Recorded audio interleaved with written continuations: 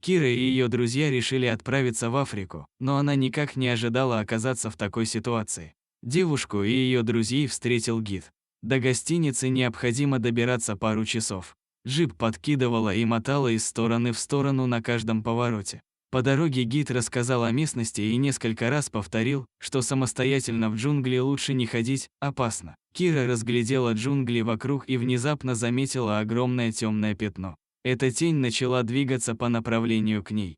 Вскоре стало понятно, что это большая, черная горилла. Зверье явно было недовольно нарушением его территории.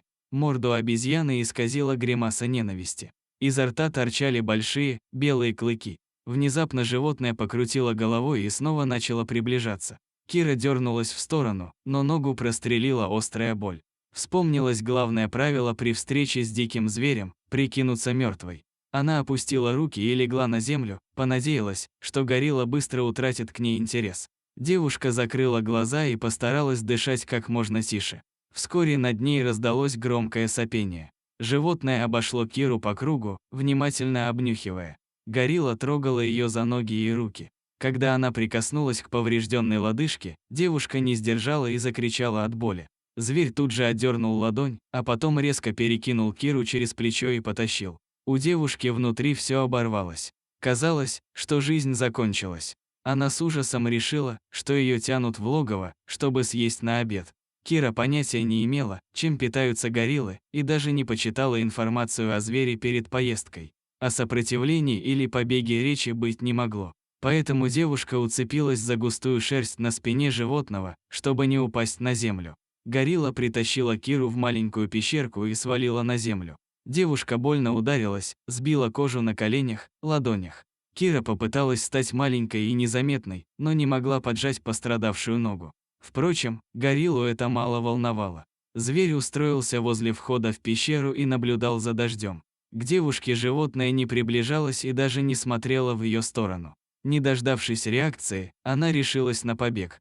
Кира встала на колени и поползла в сторону выхода.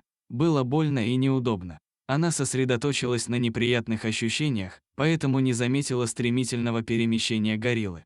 Животное резко появилось перед ней, оскалило острые зубы и издало громкий рев. У девушки от ужаса кровь застыла в жилах. Прямо перед глазами перекатывались мощные мышцы животного. Кира понимала, что у нее нет ни единого шанса против такого противника.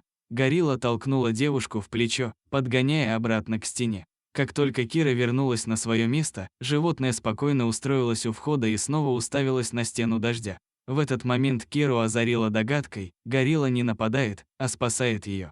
Зверь перенес ее в безопасное место, теперь охраняет.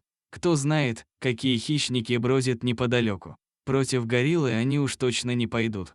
А значит, ее никто не тронет. Тогда девушка облегченно выдохнула и вспомнила про телефон. Она полезла в рюкзак под любопытным взглядом животного. Телефон, как и все содержимое рюкзака, промок, но Кира постаралась просушить его. Аппарат мигнул сигналом. Девушка облегченно выдохнула, набрала службу спасения и объяснила, в какой ситуации оказалась. Ее попросили оставаться на месте, не выключать телефон и ожидать спасателей.